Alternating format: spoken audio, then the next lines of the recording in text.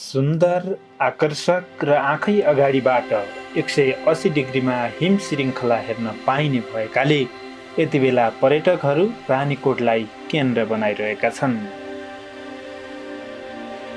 रानीकोटबाट काठमाडौँ उपत्यकाको सुन्दर दृश्य हेर्न पाइने र हिमालका मनोरम दृश्य देखिने भएकाले पनि पर्यटकहरूको मुख्य आकर्षणको केन्द्र बनेको छ भक्तपुरको रानीकोट। अरनिको राजमार्गदेखि 8 किलोमिटर दूरीमा रहेको यो ठाउँ पुग्न सूर्यविनायक चोकदेखि उकालो लाग्नुपर्छ। वरिपरि जङ्गल र बीचको सबैभन्दा अग्लो स्थानमा रहेको रानीकोट धार्मिक तथा ऐतिहासिक रूपले महत्त्व बोकेको छ। भक्तपुर र पनौती नगरपालिकाको सङ्गम स्थल यो ठाउँ समुद्री सतहबाट 2000 मिटर उचाइमा अवस्थित छ। यहाँबाट उपत्यका र लामटाङ हिम श्रृङ्खला आँखै अगाडि देख्न सकिन्छ। रानीकोटबाट सुन्दर हिमाल, दोर्जे लाक्पा र लाङटाङ सहितका यी सुन्दर हिम श्रृङ्खला यहाँ पुग्ने पर्यटकहरूको मुख्य रोजाइ बन्ने गरेको छ।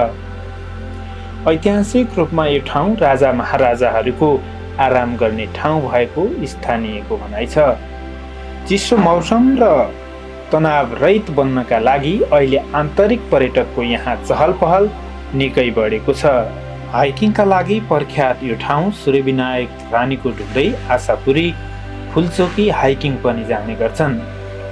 सूर्यविनायक चोकदेखि 7 किलोमिटर दूरीमा रहेको यहाँ वरिपरि घना जङ्गल भएकाले बँदेल, विभिन्न प्रजातिका चरा, विशेष गरी कालिज, चाखुरा लगायतका विभिन्न जनावरको अवलोकन पनि गर्न सकिन्छ। यहाँ मौका मिलेमा मृग, बाघ समेत देख्न सकिन्छ।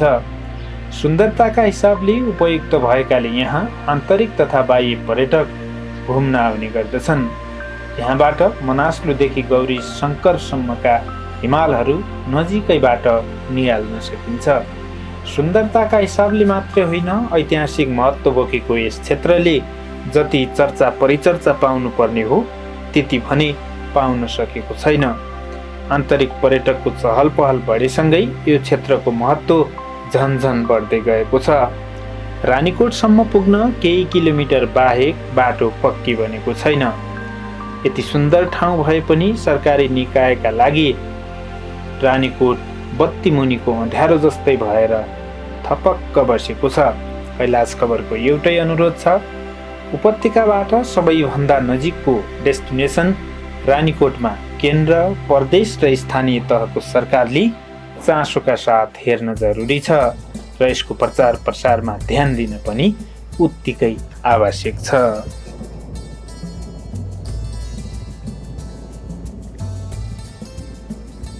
यहाँ अहिले आन्तरिक पर्यटकहरूको पनि घुइँचो देख्न सकिन्छ। दर्शकवृन्द, हामी केही आन्तरिक पर्यटकसँग यो डाँडामा उपस्थित भएर कुराकानी गर्दैछौँ। के छ त, कहाँबाट आउनु भएको, कस्तो लाग्यो भन्ने विषयमा कुराकानी गर्दैछौँ। हजुर, कहाँदेखि आउनुभएको? म चाहिँ सुर्खेतबाट आएको। कस्तो लाग्यो त यो ठाउँ हेर्दाखेरि? ठाउँ त एकदमै रमणीय ठाउँ रहेछ। हजुर, यसो घुम्दै जाँदा घुमाउनु त भन्ने खालको साथीभाइको सबैको चाहिँ चाहना हुन्थ्यो। यो यहाँसम्म आइपुग्यो। तलबाट सुरुवात जुन बिन्दु छ, सुरुवात बिन्दुबाट यो डाँडासम्म आइपुग्दा एकदमै तनाव र व्यस्तताको जिन्दगीलाई थोरै भए पनि थोरै भन्नु त मिलेन, धेरैसम्मको चाहिँ तपाईँको चाहिँ एकदम आराम भएको महसुस फिल भइरहेको चाहिँ फिल हुने रहेछ। त्यो खालको चाहिँ यहाँ देखियो होइन। हजुर। र बेला मौकामा यस्ता ठाउँहरूमा घुम्नुपर्छ भन्ने खालको चाहिँ सोच र एउटा भावना पनि हुनुपर्छ। राम्रो छ, धेरै राम्रो लाग्यो। डाँडामा आएर मैले चाहिँ कल्पना गरेको भन्दा पनि अझै चाहिँ तपाईँको रमणीय स्थल नै छ। ठाउँ पनि त्यस्तै, चारैतिर चाहिँ डाँडा हरियाली र यहाँको चाहिँ यो आन्तरिक पर्यटनलाई महत्त्वपूर्ण टेवा पुर्याउने खालको चाहिँ यो वातावरण देखियो। विदेशीहरूको आँखामा हेर्दाखेरि नेपाल स्वर्गको टुक्रा प्राकृतिक हिसाबमा। अझ नेपालमा हेर्दाखेरि कर्णाली प्रदेश त झन् पर्यटकीय सम्भावना मात्रै होइन, धेरै पर्यटकीय केन्द्रको रूपमा पनि छ, जहाँ रारा जस्तो स्वर्गकी अप्सरा भनेर नेपालमा एकताका राजाहरूले पनि त्यो व्याख्या गरेको, कविता लेखेको ठाउँ। तपाईँ त्यही केन्द्रबिन्दुबाट आएको मान्छे, यो ठाउँमा आउँदाखेरि यहाँ हेर्दाखेरि र कर्णालीलाई तान्दाखेरि कसरी तान्नु? ठ्याक्कै यही ढाँडालाई धार्दाखेरि र कर्णालीलाई धार्दाखेरि के छ भने अब भौगोलिक हिसाबले र पर्यटनिक हिसाबले पनि अब आन्तरिक पर्यटन भनौँ अब नेपालभित्र सबै कुरा आन्तरिकमै परे। अब रारा पनि हाम्रो चाहिँ रारादेखि लिएर हाम्रो चाहिँ अब उता कर्णाली प्रदेशमा चाहिँ अब दैलेख सुर्खेत होइन, यहाँ पनि धेरै खालका रमणीय स्थानहरू छन् त्यहाँ पनि होइन। र त्यो स्थान र यो स्थानलाई तुलनात्मक रूपमा भन्दाखेरि एउटालाई चाहिँ छुट्याउने र एउटालाई चाहिँ राम्रो र नराम्रो भन्ने ठाउँ खालको चाहिँ वातावरण छैन।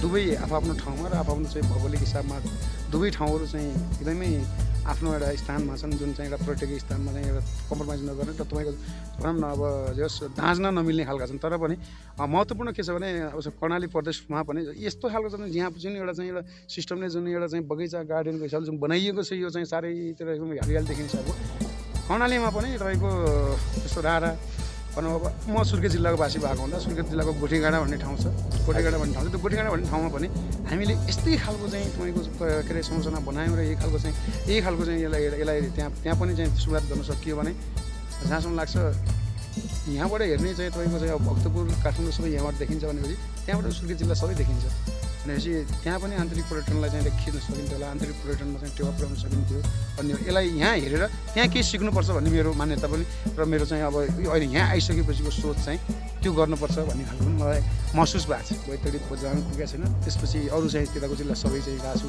हुम्ला र डोल्पा पुगेको छैन। 5 नम्बर प्रदेशमा लगभग रूपन्देही कपिलवस्तुदेखि लिएर तपाईँको अरखाँची पाल्पा अब स्याङ्जा गएकी छु, पोखरा गएकी छु। गाडी पुग्ने स्थानहरूमा चाहिँ अब 80% चाहिँ म घुमेको छु। अहिले त 3 तहको सरकार छ नेपालमा।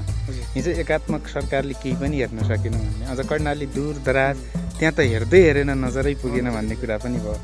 हामीलाई सौभाग्य लाग्छ आज यो डाँडामा कर्णाली प्रदेशबाट त्यहाँको आन्तरिक पर्यटक भेट्न पाउँदा हामीलाई पनि गौरवको अनुभूति भएको छ।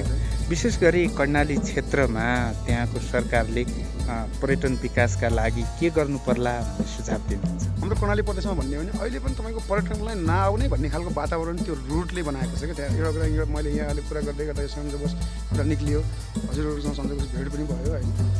अब सबभन्दा रारा तपाईँको कर्णाली प्रदेशमा रारा भन्ने छ जुन र स्वर्गीय अप्सरा भनेर चाहिँ हिजोदेखि नाम दिँदै आएको छ, अहिले पनि त्यो नाम दिइएको छ।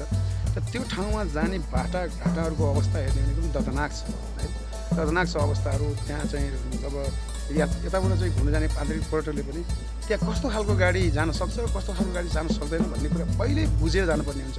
सबै कार टाइपका गाडीहरू पनि त्यहाँ पुग्छ भन्ने खालको एउटा चाहिँ ढुक्कपन छैन, कार टाइपको गाडीहरू जाँदैन। त्यसपछि कमसेकम बाटाघाटाहरूलाई तपाईँको पिच गरिदिनु पऱ्यो, बाटाघाटाहरूलाई राम्रोसँग बनाइदिनु पऱ्यो, बिजुली बत्ती पानीको चाहिँ सुविधा गरिदिनु पऱ्यो। र महत्त्वपूर्ण के के छन् जस्तो अब पर्यटनको लागि त यातायात सबभन्दा ठुलो कुरा हो होइन, यातायात सबभन्दा ठुलो कुरा हो। अहिले कर्णाली प्रदेशमा तपाईँको सुर्खेतबाट जस्तो जुम्ला रुटमा त्यो रुटमा तपाईँको बेलुका राति 10 बजीदेखि बिहान 6 बजीसम्म बसहरू लगायत ट्रकहरू भनौँ न यिनी गाडीहरूलाई चाहिँ रातिमा पुरै प्रतिबन्ध लगाइएको छ। यो 2068 सालदेखि चाहिँ लागेको प्रतिबन्ध हो त्यो। त्यहाँ एउटा त्यति बेलामा बाटाघाटा पनि ठिक थिएन, त्यो अवस्थामा एउटा गाडी घटना दुर्घटना भयो। एउटा गाडी घटना हो त्यहाँ चाहिँ केही जनधन क्षति भयो, त्यसपछि हामी पनि दुखित छौँ होइन। उहाँ त्यो घटना नहुन्थ्यो भइहाल्यो। र त्यही घटनालाई नै आधार मानेर अहिलेसम्म तपाईँको 10 वर्षसम्म त्यो बाटो रोक्नु भनेको कर्णालीको पर्यटनलाई पनि पछाडि पार्नु हो। कर्णालीको पर्यटनलाई पछाडि पार्नु, किन मान्छे पर्यटन गर्न यात्रामा हिँडेको मान्छे रात दिन जति बेला मन लाग्यो त्यति बेला हिँड्न पाउनुपर्छ भन्ने मेरो धारणा हो। तर त्यहाँ चाहिँ रातिमा बन्देर लागेको हुँदा कर्णाली सरकारले अब त्यो कुरालाई चाहिँ छिटोभन्दा छिटो अब हामीले पनि आफ्नो चाहिँ एउटा तह र तबकाबाट चाहिँ त्यो खालका कुराहरू विभिन्न माध्यमबाट चाहिँ त्यो कर्णाली सरकारसम्म त्यहाँको चाहिँ प्रशासनिक क्षेत्रीय सुरक्षा निकायहरूसँग पनि राखेको बेला बेलामा राखिरहेका छौँ। त्यो कुराको सुनाइ भएको छैन। त्यसको लागि त्यो कुरा महत्त्वपूर्ण कुरा के हो भने यातायात 24 घन्टा खुल्ला हुनुपर्छ होइन, बाटाघाटाहरू राम्रो हुनु पऱ्यो होइन। आकर्षण गर्ने खालका चिजहरूलाई अलिकति तपाईँको चाहिँ केही कुराहरू सुधार गर्नुपर्ने छ, केही कुराहरूलाई चाहिँ स्ट्रक्चर बनाउनु पर्ने छ भने पनि त्यो कुराहरूलाई पनि तपाईँको बनाउनु पऱ्यो। र सबैभन्दा अझ महत्त्वपूर्ण के हो भने मान्छेलाई घाँस बाँसको व्यवस्था चाहिँ बाटामा चाहिँ तपाईँ बस्दाखेरि राम्रो होटलहरू चाहिँ त्यो खालको चाहिँ होटल व्यवसायहरू त्यो सञ्चालन हुनुपर्छ। जस्तो सुर्खेतबाट हिँडिसकेपछि कालीकोट नपुग्दासम्म राम्रो खालको व्यवस्था भएको होटल छैन। कालीकोटबाट गयो भने जुम्लामा गएपछि जुम्लामा बल्ल होटलहरू राम्रो छ भनेपछि त्यो कालीकोट र सुर्खेतको बिचमा चाहिँ अझै त्यस्ता खालका होटलहरू खोल्नको लागि सरकारले पनि तपाईँको चाहिँ के अरे होटल व्यवसायलाई चाहिँ तपाईँको के अरे उत्साहित गर्नुपर्छ। तिनीहरूलाई उहाँहरूलाई चाहिँ के अरे त्यो होटल गर्नुपर्छ, चल्छ भन्ने खालको चाहिँ वातावरण तयार गर्नको लागि बिजुली बत्ती अब तिनी भइगयो, पानी भइगयो, बाटो भइगयो होइन। यिनी सबै संरचनालाई राम्रोसँग चाहिँ एउटा राज्यले गर्नुपर्ने दायित्व आफ्नो चाहिँ एउटा जिम्मेवारी त्यो पुरा गरिदियो भने अनि बल्ल होटल व्यवसायी, यातायात व्यवसायी अरूहरूले त्यो पर्यटनलाई टेवा पुर्याउँछन् र त्यसरी गयो भने राम्रो होला भने मेरो चाहिँ आफ्नो खालको एउटा विचार। दर्शकवृन्द, रानीकोटको माहौल छ। रानीकोटको डाँडामा आएर यहाँका दृश्यहरू देखाइरहेका छौँ। आन्तरिक पर्यटक हुनुहुन्छ, म उहाँसँग कुराकानी गर्न गइरहेको छु। हजुरको नाम? मेरो नाम दिनेश प्रसाद नेउपाने। के पाउनुभयो त रानीकोट आएर? यहाँ त धेरै चिजहरू यस्तो चिजहरू पाइयो कि अब हामीले यो अहिले भर्खरै हामीले कालिज पनि यहाँदेखि हावा पानीको हिसाबले अति सुन्दर, यति राम्रो लाग्यो कि यो देख्दाखेरि त अब हाम्रोतिर पनि यस्तो भइदिएको भइदिए भए राम्रो हुन्थ्यो जस्तो लाग्यो मलाई। आनन्द आयो कि कुनै दुर्गन्ध छैन, कुनै क्रोध छैन, केही छैन, सबै एकदम शान्त वातावरणमा बस्ने जस्तो रहेछ ठाउँ रहेछ देखियो।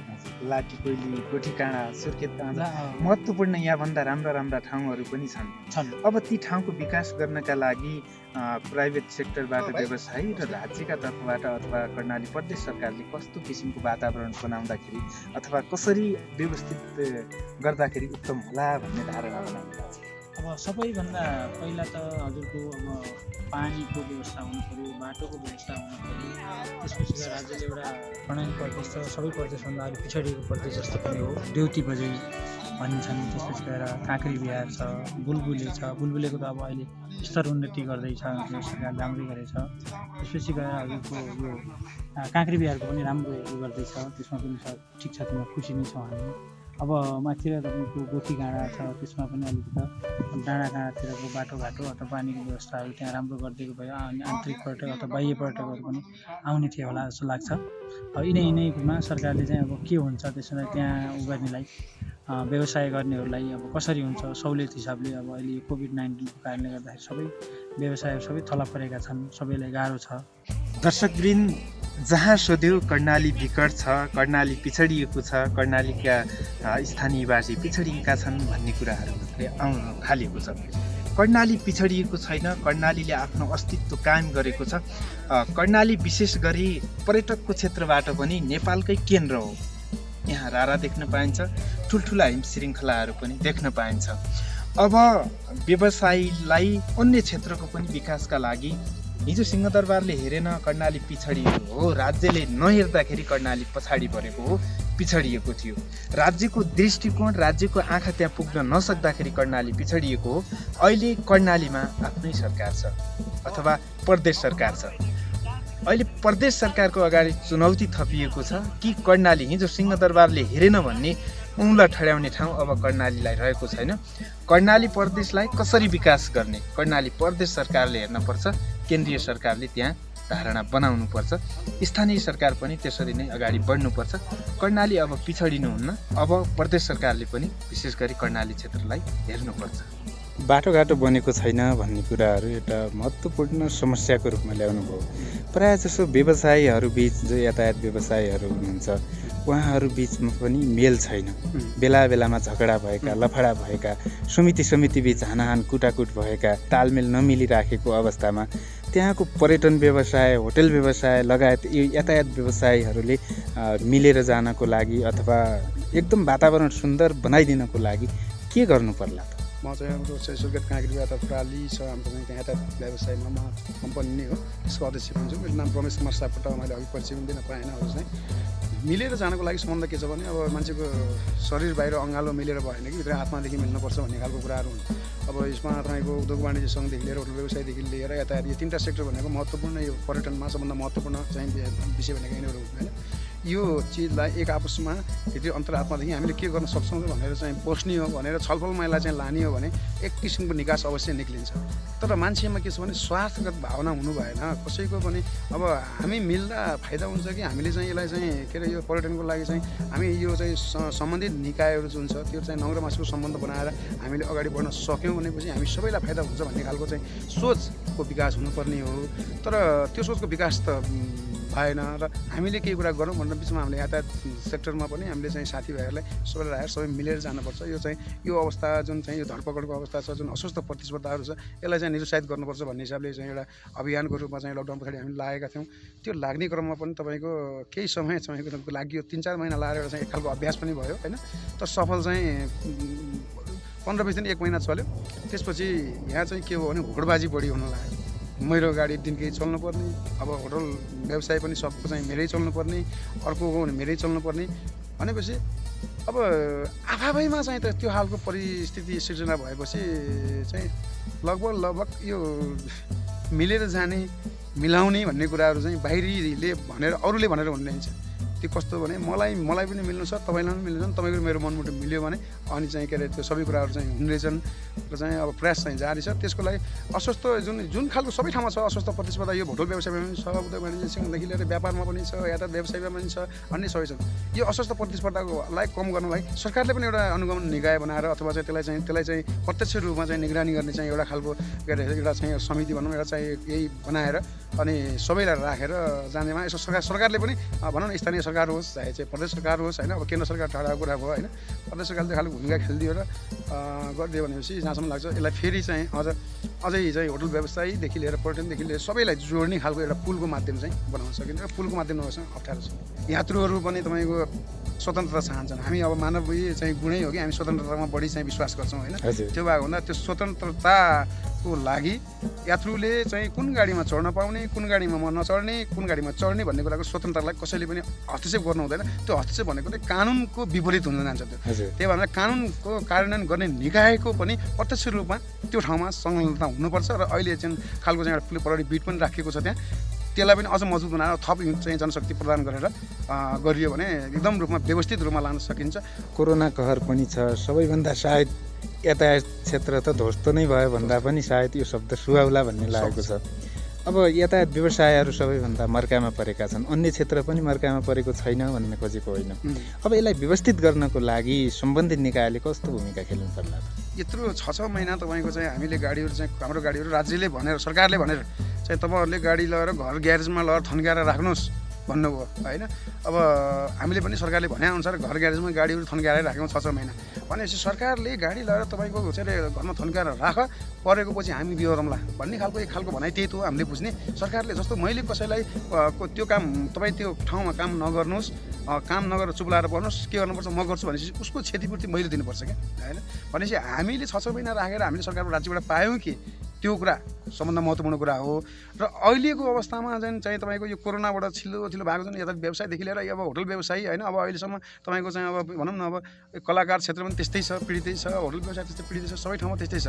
त यसलाई चाहिँ के छ भने सरकारले हामीलाई आशा थियो केही खालको चाहिँ राहतको प्याकेजहरू ल्याउला होइन, केही खालको चाहिँ ल्याउला भन्ने कुराहरू चाहिँ हाम्रो थियो। तर त्यो खालको केही पनि सरकारबाट पाइएन। जे छ अब ब्याङ्क मार्फत नै ब्याङ्कले तपाईँको आफ्नो नीति एउटा पोलिसी, हरेक ब्याङ्कका आफ्ना पोलिसीहरू बनेका छन्। अब कुन ब्याङ्कले आफ्नो ऋणीहरूलाई कसरी चाहिँ के अरे गर्दाखेरि सेप्न सकिन्छ, त्यसलाई बचाउन सकिन्छ भन्ने खालको अवधारणा ब्याङ्कहरूले सार्वजनिक गरेको छ।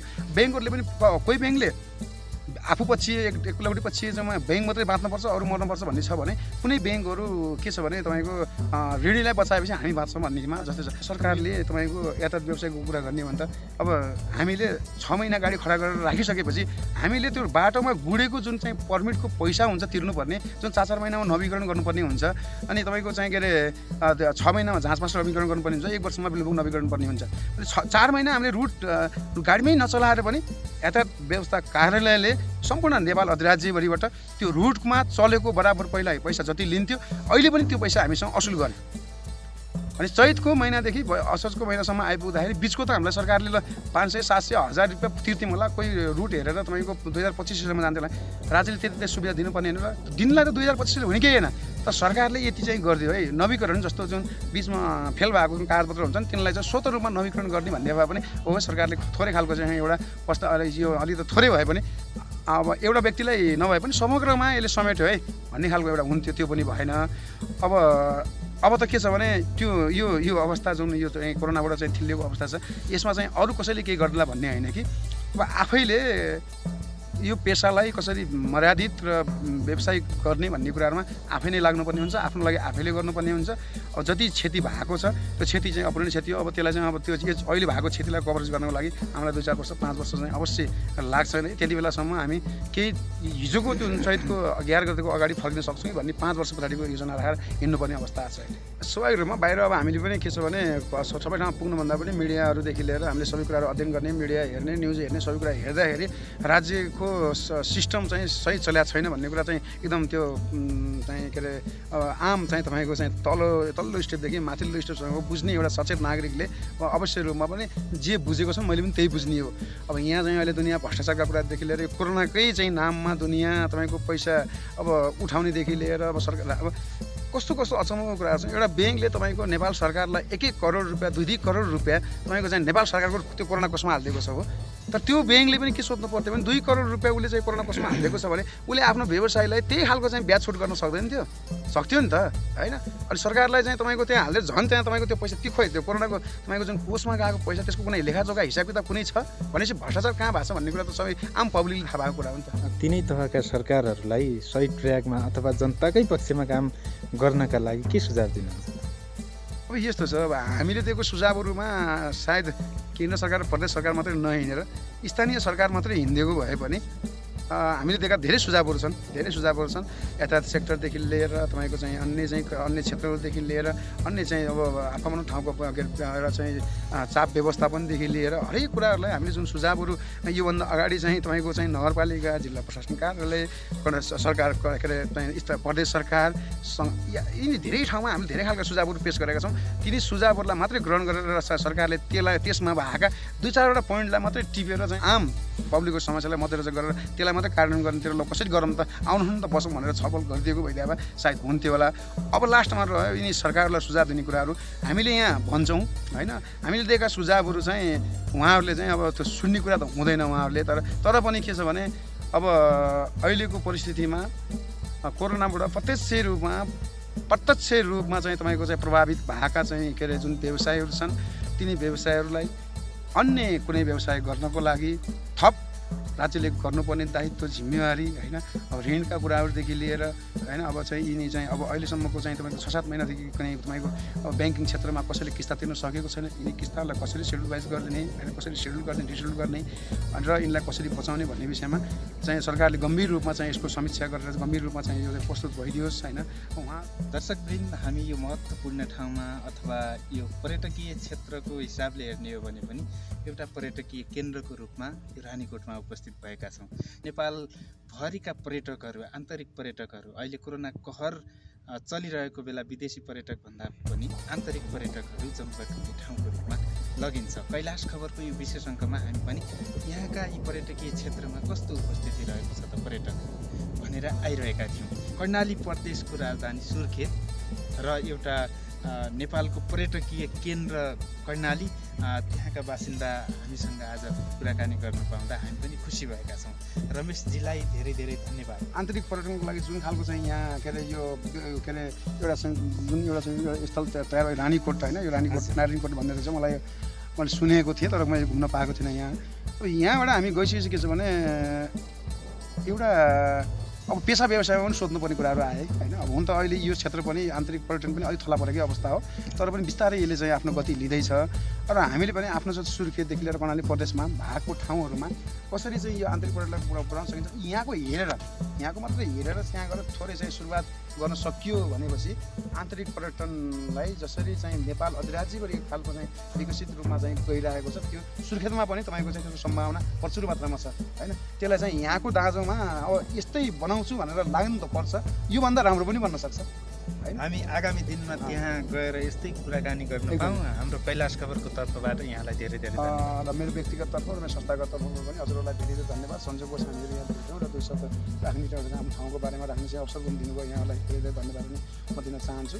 र आगामी दिनमा हजुरको हाम्रो यहाँ मात्रै भेट नभएर हामी सुर्खेतको चाहिँ स्थानमा गएर पर्यटक एउटा सम्भावनाको जुन ठाउँहरू छ त्यो सम्भावनाको ठाउँहरू पनि हजुरहरूले सम्पर्क गर्नुभयो भने हामी त्यहाँ बसेर पनि त्यहाँ पनि चाहिँ प्रचुर मात्रामा चाहिँ त्यहाँको सम्भावनालाई अवलोकन गरेर के कसरी अगाडि बढ्न सकिन्छ भन्ने विषयमा अगाडि जान सकिन्छ र त्यो चाहिँ सुर्खेतमा पनि हामी सुर्खेतदेखि लिएर कर्णाली प्रदेश हामी पर्यटनमा कमी छैनौँ भन्ने खालको सन्देश चाहिँ म यहाँ यस कैलाश खबर मार्फत पनि यहाँहरू चाहिँ सबैले जति सुन्नु भएको छ हेर्नु भएको छ उहाँहरूलाई सन्देश दिन चाहन्छु। हामीले इच्छा शक्ति हुनुपर्छ, गर्नलाई इच्छा शक्ति भयो भने सम्पूर्ण कुराको सम्भावना छ। यो पनि इच्छा शक्तिले भएको हो होइन, त्यहाँ पनि इच्छा शक्ति देखायो भने त्यो खालको सम्भावना चाहिँ के अरे समेटेर त्यसबाट चाहिँ भोलि अवसरहरू चाहिँ लिन सकिन्छ र अब आफूले पनि आन्तरिक पर्यटन मार्फत अब जुन कर्णाली चाहिँ थलिएको अवस्था छ, जुन चाहिँ बेरोजगार मान्छेहरू भएका छन् उहाँहरूलाई पनि रोजगारको एउटा दिशातिर उन्मुख गर्न सकिन्छ भन्ने एउटा अलिक धारणा चाहिँ यो राख्न चाहन्छु। विशुद्ध पर्यटनका कुराहरू मात्रै लिएर उपस्थित भएका थियौँ दर्शकवृन्द, तर हामीले विविध विषयमा कुराकानी गऱ्यौँ। यातायात क्षेत्र धराशायी बनेको छ, कलाकारिता क्षेत्र धराशायी बनेको छ, पत्रकारिता क्षेत्र, अझ भनौँ स्कुल कलेजहरू धराशायी बनिरहेको अवस्थामा विद्यार्थीहरूले पढ्न पाएका छैनन्, लेख्न पाएका छैनन्, कलाकारहरूले आफ्नो मञ्च देखाउन पाएका छैनन्। यी सुन्दर पर्यटकीय दृश्यहरू हामीले देखाइरहेका छौँ। यी दृश्यहरू देखेर पक्कै पनि आनन्दित महसुस गर्नुभयो होला भन्ने कैलाश खबरको विश्वास रहेको छ। कालिज हामीले जङ्गलमा भेटाएका होइनौँ, यो पालिएको कालिज हो, भरममा नपर्नु है त।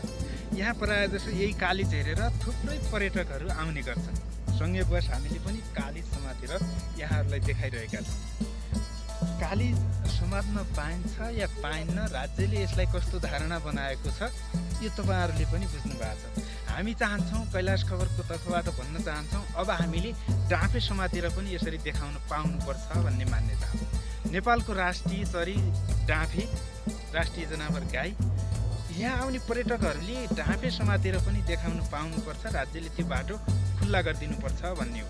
कानुन जस्तो बनाए त्यस्तै बन्ने हो, तर आम जनसमुदायलाई लाग्ने किसिमको कानुन हुनुपर्छ।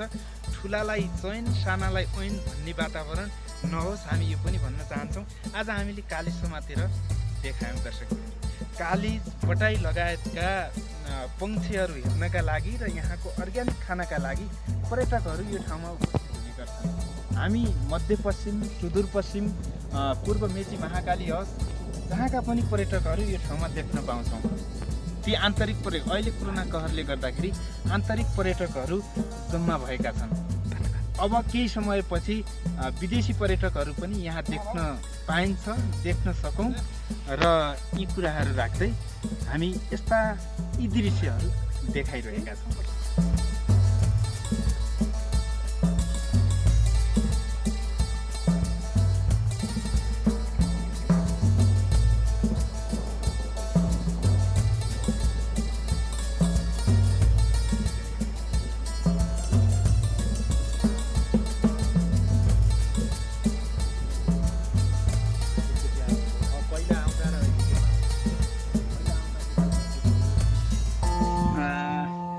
गरेपछि हुन्छ, कोसिस गर्नुपर्छ होइन। अस्ति यहाँहरू आउँदाखेरि म कसरी रात दिन गरेर त्यो अब मैले बनाएँ नि, अब त्यो तयार गरेँ नि।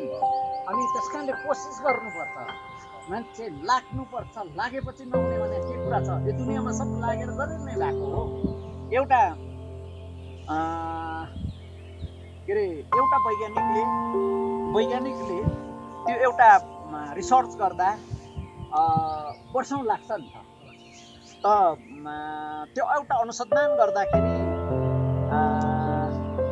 150 वर्ष लागेछ त्यो अनुसन्धान गर्दा। एउटैले त त्यो 150 वर्ष त पक्कै गरेन भनेपछि अब 2-3 पुस्ता गयो। अनि अन्तमा गएर चाहिँ नि 150 वर्षको हाराहारीमा अनुसन्धान गर्दै जाँदाखेरि त्यो जुन साथी हुन्छ नि सहयोगी, त्यो त पहिलेदेखि उसले 20औँ वर्ष 25औँ वर्षदेखि उनीहरूले सँगै काम गरिरहेको।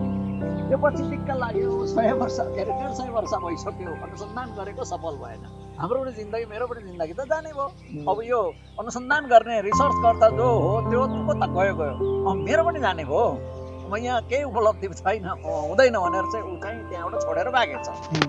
भागेपछि अब भागेपछि त त्यो मान्छे चाहियो। 2500-3000 वर्षदेखि काम गरेको छ, अर्कोसित आउँदा त अब सजिलो त हुन्न। अब त्यो खोज्दा गरेर चाहिँ एक ठाउँ भेटेछ। किन भागिस् त यसरी? अब यस्तो चाहिँ अनुसन्धान गरिरहेको सफल बेला पनि हुनसक्छ होइन। अनुसन्धान भन्ने कुरो त तुरुन्तै पनि हुनसक्छ, टाइम पनि लाग्न सक्छ भनेर भनेपछि मलाई इच्छा लाग्यो गरेँ 5वटा मैले त केही थाहै पाएको होइन मैले केही गरेको पनि होइन भने म यतिको उमेरमा त्यो मलाई पाल्नु मन लाग्यो रिसर्च गर्नु मन लाग्यो मैले गरेँ सफल भएछ त्यो हिमालमा चढ्दाखेरिको छ नि के अरे 3 किलोको आइस्याक सुनको चाहिने दिएको मान्छे आएको थियो भेट्न होइन कुरा गर्न अनि छलफल गऱ्यौँ होइन अनि यस्ता त्यो हाम्रो सिन्धुपाल्चोकमा ट्राउट माछा पालन गर्ने छ नि त्यो मान्छे पनि आएको थियो होइन यहाँ हेरेपछि आयो अनि खुसी लाग्यो के वास्तवमा चाहिँ ती कुराहरू चाहिँ त्यसरी सन्देशमूलक जाओस् भन्छु जस्तो मैले यो के अरे यो कालिज पालेका कुरा पनि मैले गरेँ होइन मान्छेलाई इनर्जी आओस् न उसले पनि गरोस् न म यो गर्छु त्यसले गर्यो भनेर भन्ने अनि त्यो कारणले यी चाहिँ गर्नुपर्ने लाग्छ ल त रमाइलो गर्नुहोस् है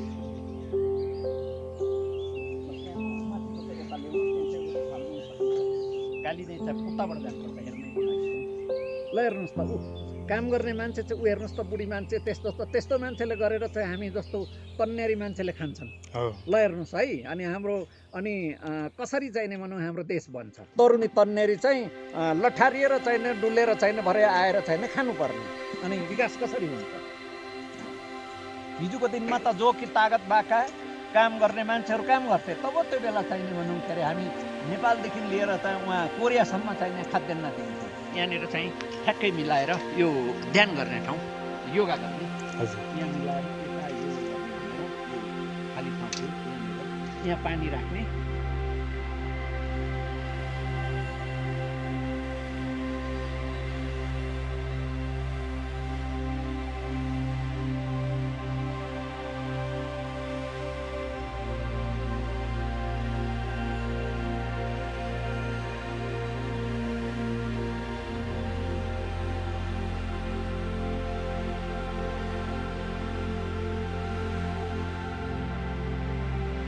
दृश्य देखिसकेपछि यो ठाउँको व्यवसाय अथवा व्यवसाय गर्ने मान्छे को हुनुहुन्छ भन्ने जिज्ञासा पनि यहाँ लाग्न सक्छ हामी ती व्यवसायसँग कुराकानी गर्दैछौँ म उहाँको परिचय म भन्न चाहन्छु उहाँ आफै भन्नुहुन्छ तपाईँ आफ्नो परिचय हाम्रो दर्शक माझ कसरी नमस्कार मेरो पिपी थुलुङ हो म यही पानोरमा भ्यू टावर रिसोर्टको म सञ्चालक हो यहाँदेखि सुन्दर हिम श्रृङ्खलाका दृश्यहरू पनि देख्न पाइन्छ एउटा दोस्रो कुरा कालिज बँदेल बटाईको परिकार चाख्नका लागि पनि थुप्रै पर्यटकहरू यहाँ आउने गरेका हामीले देख्यौँ हजुर तपाईँले आफ्नो सोच कसरी बनाउनु भयो कि यो डाँडालाई यसरी व्यवस्थित गर्नुपर्छ भन्ने त्यो सोचाइ कसरी आयो र यो व्यवस्थित कसरी गर्नु होइन एउटा मान्छेको कल्पना हुन्छ त म चाहिँ अलिकति प्रकृति प्रेमी हो अनि प्रकृति प्रेमी भएको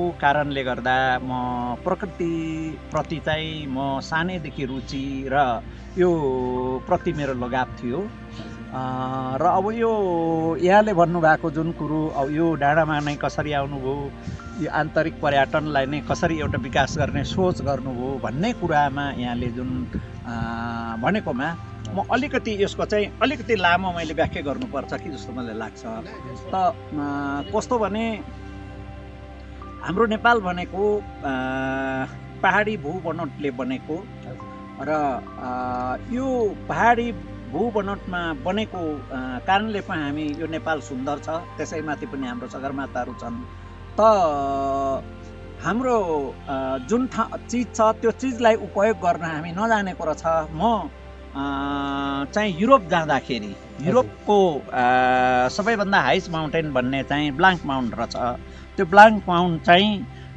युरोपको सबैभन्दा हाइस्ट माउन्टेन त्यो हेराउनलाई मलाई साइट सिनको लागि त्यहाँ लगेँ त्यो लगेर देखाउँदाखेरि चाहिँ त्यो के अरे माउन्टेन हाम्रो सगरमाथा हाम्रो चाहिने 8000 माथिका जस्तो चाहिने अन्नपूर्ण धौलागिरी हाम्रो कञ्चनजङ्घा जस्तो त होइन रहेछ होइन अनि त्यो मलाई लाग्छ करिब 6-7 बढीमा 7000 मिटर हाइटको होला त त्यो माउन्टेन देखाएर उनीहरूले त्यहाँ व्यापार गरेको देखेँ होइन त्यो व्यापार गरेको देखिसकेपछि चाहिँ उनीहरूले त्यो हजारौँ लाखौँ करोडौँ चाहिने भनौँ के अरे संसारभरिका पर्यटकहरूलाई के भनेर उनीहरूले भन्थे भने अनि हाम्रो युरोपको भरिका सबैभन्दा हाइस्ट माउन्टेन यो हो यस्तो हो त्यो हो भनेर चाहिँ उनीहरूले एउटा कुरा भने। दोस्रो कुरो त्यो ठाउँसम्म लगेको के अरे त्यो हिमालको त्यो फेदसम्म चाहिँ केबल कार लगेको होइन, कटेजहरू बनाएको त्यो देखियो। त्यो देखेपछि मलाई अलिकति प्रेरित भएँ, किनभने हामी त यत्रो हाइस माउन्टेन भएको ठाउँमा जन्मेका मान्छे, अनि त्यो देखेपछि त वास्तवमा चाहिँ यो पो गर्नुपर्ने रहेछ भन्ने प्रेरणा चाहिँ म त्यहाँ अलिकति भयो। अनि दोस्रो पटक चाहिँ जब म जापान गएँ, जापान जाँदाखेरि त्यो फुजी माउन्टेन छ, त्यो जापानको हाइस माउन्टेन र राम्रो पनि छ त्यो माउन्टेन। त्यो माउन्टेन देखाएर जापानिजहरूले संसारभरिका मान्छेलाई चाहिँ त्यो देखाएर व्यापार गरेको देखेँ। अनि देखिसकेपछि त मलाई त के भयो भने अब मलाई एउटा युरोपकोले मलाई अलिकति छुएको थियो, त जापानकोले छुए त्यो देखेपछि त मलाई त नेपालमा गएर केही चाहिँ गर्नुपर्छ भन्ने मलाई भयो। त्यसपछिबाट म चाहिँ यो 51 सालमा म सर्वे गरेँ, अब नेपालमा चाहिँ गएर म केही गर्नुपर्छ, किन कि हाम्रो यत्रो हाइस माउन्टेन भएका हाम्रो देश पहाडै पहाड भएका यस्तो नदी नालादेखि लिएर होइन के अरे पर्वतहरू, यस्ता खालका रुख बिरुवा हरेक प्रकारको प्रत्येक ठाउँ अनुसारको हाम्रो के अरे भूगोलका हाम्रो वस्तुहरू चाहिँ भएकोले माउन्टेन नै देखाउनुपर्छ भन्ने म सर्वे गरेँ। सर्वे गर्दाखेरि नेपालमा म धेरै ठाउँ सर्वे गरेँ, पश्चिमदेखि लिएर तपाईँको पूर्व सबै हेरेँ। अन्तमा गएर चाहिँ नै मैले चाहिँ यो काठमाडौँको नजिकमा यो ठाउँमा अनि मैले 2-3 ठाउँ मध्येमा यसलाई सेलेक्ट गरेर चाहिँ नै मैले यो आन्तरिक पर्यटन पनि एउटा के अरे विकास गर्नु सकिन्छ। अनि अर्को चाहिँ अन्तर्राष्ट्रिय पर्यटकको लागि चाहिँ हाम्रो माउन्टेन देखाउन सकिन्छ भन्ने चाहिँ मलाई अलिकति आत्मविश्वास थियो, जसले गर्दाखेरि यहाँ कञ्चनजङ्घा, मक्कालु, लोसे, सगरमाथा अनि चोयु सिसापाङमा के अरे अन्नपूर्ण अनि मनासलु धौलागिरीसम्म देखिन्छ, जो कि 8-9वटा चाहिँ यहाँ 8000 मिटर माथिका माउन्टेन यहाँबाट देखिन्छ। मैले चाहिँ नि यहाँनिर यो माउन्टेन सम्बन्धीका विज्ञ ल्याएर म यहाँ प्रोफाइल बनाएँ कि आदि गर्दाखेरि र धेरै मान्छेहरू आवत जावत पनि हुन थाल्यो, जसले गर्दा अर्को म चाइनामा देखेँ यो आन्तरिक पर्यटनलाई चाहिँ कसरी विकास गर्ने भन्ने बारेमा चाहिँ चाइनामा देखेँ। चाइना त कम्युनिस्ट कन्ट्री हो, कम्युनिस्ट कन्ट्रीमा त चाहिँ जो विदेशीहरू अथवा गोराहरू पश्चिमी देशकाहरू त कम आउने, तर त्यहाँनिर चाहिँ नि आफ्ना देशकै आफ्नै आन्तरिक पर्यटनले नै तपाईँको चाहिँ नि भनौँ त्यो बेजिङमा जस्तो ग्वाङ्जुमा, सङ्घाईमा होइन, सिचुवान र चाहिँ सङ्घाईमा र के भन्छ बेजिङमा चाहिँ थोर चाहिने विदेशी पनि देखिन्छ, किन त्यहाँ चाहिँ कुटनीतिक नियो अथवा ठुल्ठुलो व्यापारीहरूसँग। त भने अरू ठाउँमा त त्यत्रो तिनीहरूको होटल छ, त्यत्रो रेस्टुरेन्ट छ, सबै आफ्नै आन्तरिक उसले चाहिँ खच्चाखच के अरे मैले भरेको देखेँ। त्यसैले मैले चाहिँ यो ठाउँलाई चाहिँ यसरी चाहिँ विकास गर्न मैले चाहेर यो यसरी चाहिँ गरे हो। यहाँले जुन कुरा हजुर यहाँको स्थानीयवासी हो कि कतैबाट बसाइ? होइन, म त यहाँको स्थानीयवासी त होइन, म चाहिँ मेरो ओरिजिन चाहिँ मेरो के अरे पूर्व पहाड हो, तर बसाइ त मेरो काठमाडौँ नै हो।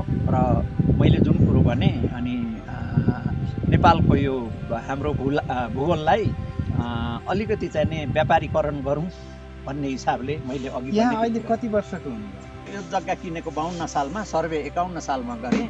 अनि 52 सालमा यो जग्गा लिएर मैले चाहिँ नि यो बाटो ल्याउने काम गरियो, बिजुली ल्याउने काम गरियो, सबैलाई गुहारियो होइन, यहाँको चाहिँ नि स्थानीय जनता होइन, अनि आफै होइन सरकार सबैलाई गुहारेर चाहिँ नि अब यो बाटो पहिला ल्याइयो, बिजुली ल्याइयो, त्यसपछिबाट चाहिँ अब बिस्तारै यहाँ प्रमोट भयो। अनि अहिलेको पिरियडमा त सबै साथीभाइहरू, पर्यटन व्यवसायीहरू सबै आउनु भएको छ, एउटा सहयोग पनि भइरहेछ यो ठाउँको विकासको लागि। एउटा हामी सामूहिक रूपमा एउटा टेवा पनि पुगिरहेछ। कति वर्षको हुनुभयो? म चाहिँ 60 ओभर हो। भनेपछि दर्शकवृन्द अन्यथा नलागोस्, 60 ओभर। उहाँको 16 वर्षे त्यो जाँगर छ, जोस छ। मैले यहाँ नजिक जोड्न खोजेँ, नेपालका 16-17 वर्षका ठिटाहरू पैसा खोज्दै खाडी मुलुकमा घैँटी बिल्चा हानेका छन्। झट्ट हेर्दा यो डाँडा केही पनि छैन, सल्लाहको रुखहरू छ, केही छैन। तर विकास गर्दाखेरि अथवा गर्न चाहेपछि के सम्भव छैन र सबै कुरा सम्भव रहेछ। त्यो युवा जवानी खाडीमा घैँटी बिल्चा बाख्रा चराउनु भन्दा यस्तै डाँडापाखामा मात्रै होइन, आलु मात्रै लगाउने हो, टमाटर मात्रै लगाउने हो र खेती किसान मात्रै गर्ने हो भने सुन फल्दो रहेछ होइन र? 60 वर्षे एउटा नेपालमा त अझ वृद्धको रूपमा हेरिन्छ, तर 16 वर्षे जवानी छ। व्यवसायको तपाईँले कुरा सुनिसक्नु भएको छ। कस्तुरी बिना आफूसँग बोकेर बिना खोज्दै जङ्गलमा दौडिराखेको नेपालको एउटा कथ्य छ। त्यसकारण बिना हामीसँगै छ। कस्तुरी बिना जसले त्यो पसिना अझ खाडीतिर, त्यो बिनालाई खाडीतिर पगालिरहेको छ 65-60 डिग्रीको घाममा। त्यसकारण त्यो बिनालाई नेपालमै चुहाउनु पर्छ, नेपालमै व्यवसाय गर्नुपर्छ र केही गर्नुपर्छ। राज्यको मात्रै मुख ताग्ने होइन, हामीले पनि केही गर्नुपर्छ, राज्यलाई बाटो देखाउनुपर्छ भन्ने सन्देश पायौँ। 16, 17, 18, 19, 20 वर्षको कलिलो जवान जो केही गरौँ भन्ने त्यो तहको, त्यो तब्काको मान्छेहरू खाडी मुलुकमा घैँटी बेल्चा बजाउँछ। नेपालमा केही छैन भनेर अब 60-70 वर्षको युवा केही गर्न सक्दैन भनेर वृद्धाश्रममा राख्छन्। तर त्यसको लागि त तपाईँ प्रेरणादायी एउटा स्रोत बन्नुभयो कि यो जोस, यो जाँगर, अझ यो ऊर्जावान शक्ति यति वर्षको उमेरमा आउँदा नेपालको औसत आयु कति छ र नेपालीहरू? केही छैन नि। तपाईँले जो सुन फलाएर देखाउनु भएको छ, आफ्नो त्यसको युवा शक्तिलाई श्रममा बेचिराखेको छ। भोलि त्यो वृद्ध अवस्था भएपछि नेपाल फर्काउने हो। विदेशीहरूले आफ्ना नागरिकहरूलाई अप्ठ्यारोमा पर्यो भने तुरुन्तै उद्धार गर्छ। कोरोना कहर छ, कोरोना कहरमा पनि उद्धार गरेको छैन। मुखले त सारा संसार भनिदिएको छ। उमेरको हिसाबले जेसुकै होस्, तपाईँ युवा हो। त्यो खाडीमा गएका युवाहरूलाई के सन्देश दिनुहुन्छ? जानुमा 2-3टा कारणहरू छ। एउटा कारण चाहिँ के हो भने हाम्रो मौलिक खालका, परम्परा खालका हाम्रा जुन प्रकारले खेती बाली गर्ने चलन हो, त्यो चलन हरायो। त्यो हराउने कारण के हो त भन्दाखेरि, हराउने त्यो परम्परालाई बिगार्ने चाहिँ अब यसमा भन्दाखेरि हाम्रा पश्चिमी शिक्षाको कारणले भयो। किनभने हाम्रो पूर्वीय दर्शन अनुसार भन्ने हो भने खेती गर्ने, प्रत्येक खेतीपातीबाट कुन प्रकारको हामीलाई त्योबाट चाहिने फाइदा हुन्छ, कुन चिज खाँदा के हुन्छ भन्ने कुरो वैदिक कालदेखि नै हामीले चाहिने त्यो परम्परा प्रकारको खाने, के खानु हुँदैन, के खानुहुन्छ भन्ने थियो। तर पछि गएर हाम्रो चाहिने युरोपियन शिक्षाले चाहिँ के दियो भन्दाखेरि स्कुल जाने, टाई लगाउने, सुट लगाउने र हामीले खेतीपाती गर्नु चाहिँ हुँदैन है। अब खेतीपाती चाहिँ कसले गर्ने भनेर भन्दाखेरि बुढा एकदम अशक्त मान्छेले खेती गर्ने, अनि टाइसुट लगाएर चाहिने भर्खरको चाहिँ कुर्सीमा बसेर खाने, त्यो प्रकारको चाहिने हाम्रो एजुकेसन भयो। अनि त्यो एजुकेसन कस्तो हो त भनेर भन्दाखेरि अम्ब्रेला एजुकेसन, म चाहिँ त्यसलाई के भन्छ, अम्ब्रेला एजुकेसन। माथि गएर झ्याङ्गिने, माथि झ्याङ्गेर माथि आकाशमा के हुन्छ, हुँदैन। धरतीमा पो सबै कुरा हुन्छ त भन्दाखेरि हाम्रो एजुकेसन के हुनु पर्यो भन्दाखेरि जस्तो 1 क्लास 2 क्लास 3 क्लास 5 क्लासदेखि 12 त्यसरी हुँदै जाँदाखेरि कमसे कम 12 सम्म पढ्ने मान्छेहरूले हाम्रो कृषि व्यवसाय के हो, अनि हाम्रो बाली नाली के हुन्छ, कुन ठाउँमा के खालका चाहिने भनौँ हाम्रा उत्पादन हुन्छ र त्यसको बजारीकरण कसरी गर्नुपर्छ भन्ने शिक्षा चाहियो। फलाना स्टुडेन्ट फलाना स्कुलको फलाना मान्छेले चाहिँ यति किलोको काउली फलायो होइन, र यति जस्तो तपाईँको 12 पढ्ने मान्छेले चाहिँ यति एउटा एक रोपनीमा चाहिँ यति धान फलायो, यति मकै फलायो, यति गहुँ फलायो, यो खालको नयाँ बिउ उत्पादन गरेर चाहिने यस्तो खालको विधिको चाहिने अन्न उत्पादन गर्यो भन्ने खालको शिक्षा भएपछि पो सबभन्दा पहिले त के हो त भनेर मान्छेले खाने नै हो। संसारमा जे उत्पादन गरेर आकाशमा उडे पनि धरतीमा बसे पनि खाने कुरो त अन्नै खानुपर्छ। त्यो अन्न खाने चाहिँ उत्पादन गर्ने चाहिँ विधि जब सिक्यौँ, राष्ट्र त्यसै धन्य। रानीकोटमा छौँ, तपाईँको यो ठाउँमा सामान्य नागरिकदेखि उच्च लेभलमा राष्ट्रको माथिल्लो तहमा पुगेका व्यक्तिहरू पनि आउने गर्छन्। प्रायः जसो यहाँको टेस्ट लिनको लागि, अर्ग्यानिक खानको लागि भन्ने कुरा गर्छन्। उनीहरूले यहाँ आएर टेस्ट गरेर अथवा यो ठाउँ हेरेर आनन्द मात्रै लग्छन् कि राज्यको ठाउँबाट केही लगानी गर्ने, सहयोग गर्ने अथवा नेपाललाई कस्तो परिवेशमा अगाडि बढाउने भन्ने सोचेको पनि देख्नु भएको छ? यहाँको अगाडि मैले सत्य बोल्नुपर्छ। मैले यो चिज चाहियो यहाँनिर यो गर्नुपर्छ भनेर पनि भाँति भन्ने मैले भनेको छुइनँ। तर यो ठाउँमा के को चाहिँ आवश्यकता पर्छ त्यो कुरो चाहिँ यो तहको र योसँग सम्बन्धित भएका जो नेताहरू छन् क्षेत्रका जस्तो प्रदेश क्षेत्रका अनि सभासदहरूसँग चाहिँ मैले जति केही कुराहरू गरेँ म मेरो व्यवसायको हिसाबले पनि पर्यटन व्यवसाय हुनाले यही कुरा मैले भनेको हो। तर कति हाम्रा मित्रहरूले एउटा राज्य सञ्चालन गर्ने ठाउँमा पुग्ने व्यक्तित्वहरूले एउटा सामान्य कुरा बोलेर मलाई नपत्याएर कुराहरू पनि मलाई गरेका छन्। अब केही सभासदहरूले राम्रै कुरा पनि गरेका छन्। जनजीविकाको लागि ती 3 तहका सरकारले कसरी चाहिने भनौँ एउटा के अरे एउटा जनतालाई को सुविधा र जनताको लागि हित गरेका छ कि छैन भन्ने कुरा सोध्ने हो भने यहाँ सानो बालकले पनि पत्याउनु। जस्तो 1-2 कुरा मलाई लाग्छ। अब यहाँको अहिले यो बदेलले कसैको पनि चाहिँ यहाँ धान खेती मकै खेती गरेको छ केही राख्दैन। तर हाम्रो कानुन कस्तो छ भने बदेललाई मार्नै हुन्न भन्छ। अब त्यो बदेलले मान्छे यहाँ चिज नै सबै खाएर सिद्ध्यायो भने अब वनको जन्तुलाई चाहिँ हामी मार्नै पर्यो। एउटा कानुन लाग्ने मान्छे मार्यो भने चाहिने भनौँ के अरे के भन्छ 20 वर्ष जेल जानुपर्छ भने अब यो वन्य जन्तुले मान्छे मार्यो भने त्यसलाई मार्नै पाइन्न अरे भने अब यस्ता खालको कानुन बनाएर बस्छौँ भने हाम्रो देश विकास कसरी हुन्छ। एउटा कुरा डाँफे हेर्नुहोस् अस्ट्रेलियामा अस्ट्रिच चाहिँ त्यहाँको राष्ट्रिय जनावर हो। तर